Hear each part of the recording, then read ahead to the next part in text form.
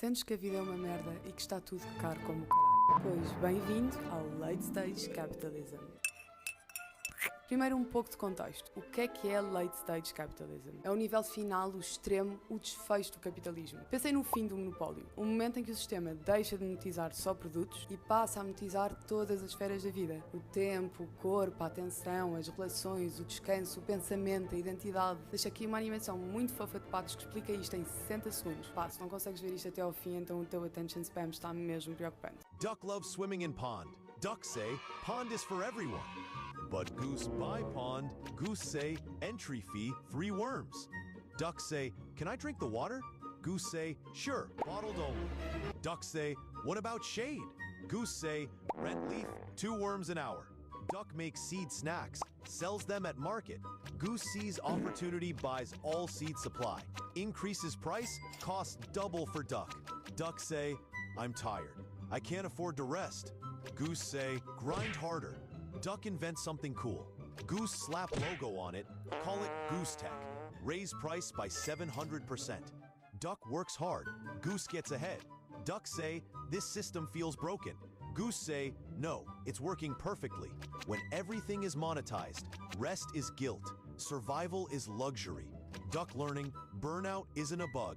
It's a feature. Ou seja, o capitalismo é transformar coisas, serviços, ideias em dinheiro. E Late Stage Capitalism é quando literalmente tudo se transforma em dinheiro. Inclusive pelos públicos em formas de cuecas vendidas por uma pessoa que andou durante anos a promover a remoção de pelos a laser. Tudo pode ser um produto que se pode vender. E não é exatamente isso que está a acontecer. Comecemos por aqui. Hoje em dia não possuímos nada. Já não temos cassetes, nem CDs, nem DVDs. Temos os streams. Plataformas que monopolizaram a música, o cinema, compraram concorrentes, engoliram estúdios inteiros e cobram-nos mensalmente por coisas que nunca são nossas. Antes compravas um DVD, o filme era teu, para sempre, e o dinheiro ia diretamente para quem criou e esteve envolvido no projeto. Hoje estás a alugar acesso. O catálogo muda, os filmes desaparecem, há semanas, às vezes até meses em que não há nada de jeito, e mesmo assim continuamos a pagar. O mesmo com a música. Como já sabemos todos, o Spotify paga miseravelmente aos artistas, mas como destruiu a concorrência, toda a gente é obrigada a estar lá. Tanto músicos como utilizadores. Não me façam falar de artistas AI. A música não é tua, é emprestada. E o dinheiro não vai para o artista, vai para a plataforma.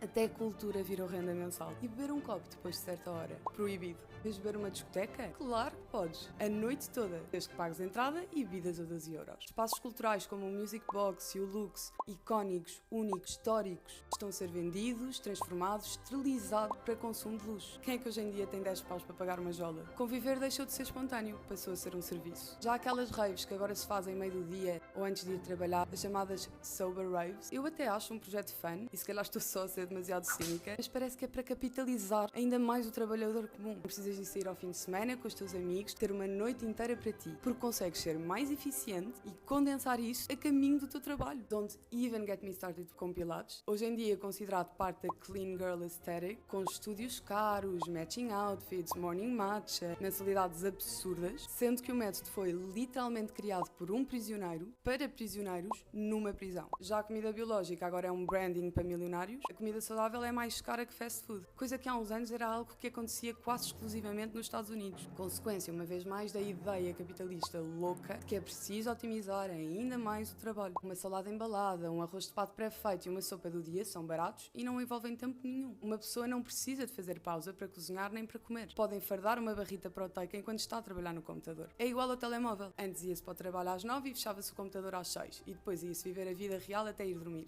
Hoje em dia levamos o trabalho no bolso e dorme na nossa mesinha de cabeceira. Já todo o culto à volta de cuidar do corpo, pá, deixou de ser normal. Tomar um banho com 15 bath bombs e 10 esfoliantes não faz sentido.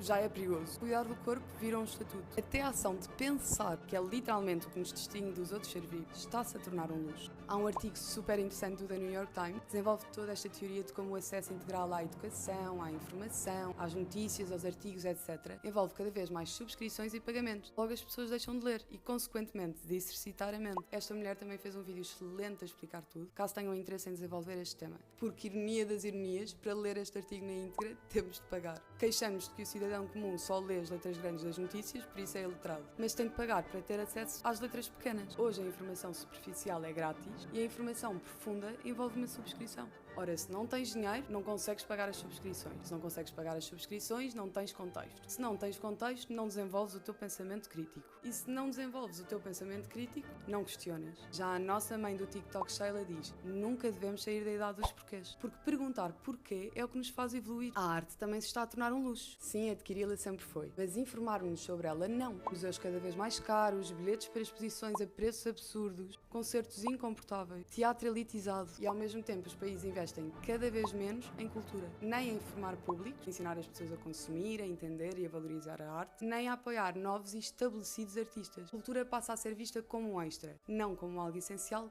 que é. Portugal é o exemplo perfeito disso. Vivemos praticamente do turismo, ou seja, de pessoas que vêm para cá por causa da nossa história, da nossa música, comida, arquitetura, identidade. Lá está, cultura. E o que é que nós fazemos? Fechamos estabelecimentos com séculos, descaracterizamos bairros inteiros, transformamos tudo em alojamento local. Inclusive, temos a própria Ministra da Cultura a discursar sobre dividir a cultura entre esquerda e direita e apostar em mais cultura de direita, whatever that means. Ou seja, vendemos a cultura, mas não a protegemos. Como a Joana disse neste vídeo brilhante, Portugal tornou-se um produto. Por isso é possível que a sua cultura, uma das mais antigas do mundo, desapareça. E depois há outra camada ainda mais perversa. A arte feita por humanos também se está a tornar um produto premium. Algo para colecionar, para investir, para mostrar estatuto. Enquanto isso, para o cidadão comum, empurra-se a arte feita por inteligência artificial. Rápida, infinita, barata, sem direitos e sem contexto. Os mesmos tech billionaires que financiam e compram arte real, que têm quadros originais em casa e coleções privadas, são os que promovem AI artística como o futuro para toda a gente. Mas não é para toda a gente, senão eles não estariam a comprar a arte humana. Não porque seja melhor, mas porque é mais barata, menos qualitativa e porque mantém a arte verdadeira fora do alcance da maioria. O próprio Bill Gates disse que os filhos não usam iPad. A grande maioria dos milionários colocam os filhos em escolas sem tecnologia. Não é coincidência. Não é coincidência. O capitalismo precisa de pessoas pobres para funcionar. Como o Ricky de Rick e Morty disse. Capitalism gives everyone a chance to get rich if they just work hard enough. My God, Morty! Capitalism doesn't work if everyone wins. It needs poverty to function.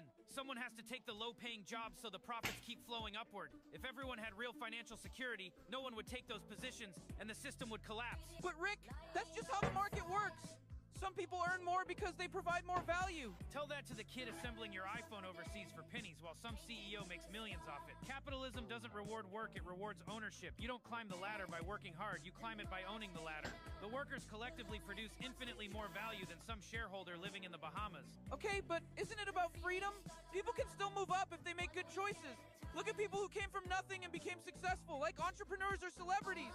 Those are exceptions, idiot, and that's why they're on TV. For every one person who makes it out, millions stay stuck because they never had the same luck, connections, or safety nets. The system needs those stories so people believe it's fair, but... Vários estudos à volta da AI afirmam que o resultado a longo prazo é catastrófico para a mente humana. Ora, a forma mais eficaz de manter as pessoas pobres não é só tirar-lhes o dinheiro, é tirar o acesso à cultura, ao pensamento crítico, à sensibilidade, ao tempo. Não é ser só pobre de dinheiro, é literalmente ser-se pobre de espírito. Porque uma pessoa exausta, sem referências culturais, sem espaço mental, não tem tempo. Por isso questiona menos e aceita mais. Agora, esta é tricky porque a privacidade sempre foi um luxo. Mas antes era física, grandes casas, muros altos, quilómetros de campo. Hoje também é digital. As redes sociais, que antes eram algo para brincar, para conectar com amigos, tornaram-se um local de ansiedade, de fome, fadiga e, sobretudo, de trabalho. Tudo é curado, otimizado, monetizado. Quem pode estar offline é quem não precisa. Precisamente porque consegue pagar para viver e aproveitar a vida real. E as pessoas que não conseguem pagar ficam em casa no telemóvel a ver a vida dos outros. Para além de que, sinceramente, as redes sociais estão a ficar perigosas. Com a AI podemos pegar literalmente na cara de qualquer pessoa sem o seu consentimento e colocá-la no cenário que quisermos. A inteligência artificial de Elon Musk, a Grok, está a ser considerada por vários países ser banida pela quantidade de pornografia infantil que é criada através dela. Até os hobbies nos foram tirados. Por exemplo, o ir ao cinema está a morrer. Portugal teve em 2025 o ano com menos idas ao cinema de sempre. No mundo inteiro acontece o mesmo. O cinema ficou caro, como disse, as plataformas compraram os estúdios e agora vendem-nos o acesso mensal. Pintar, as tintas e telas estão caras. Tricotar, o preço da lã é absurdo. Ginásio, mensalidades ridículas. Beber um café na rua, 5 paus. ter hobbies vira luxo. Ou seja, não é da tua cabeça que a vida está uma merda e que não dá para fazer nada. Tu não és fraco, nem desorganizado, nem estás a falhar na vida. Estás só a tentar viver num sistema que decidiu que existir tem custo mensal, que respirar é subscrição, que descansar é privilégio, que pensar é um extra e que viver é premium. Quando até o básico se torna luxo, isso não é evolução. É colapso com marketing bonito. Como é que nós nos podemos defender? Continuando a aprender, mas principalmente a questionar.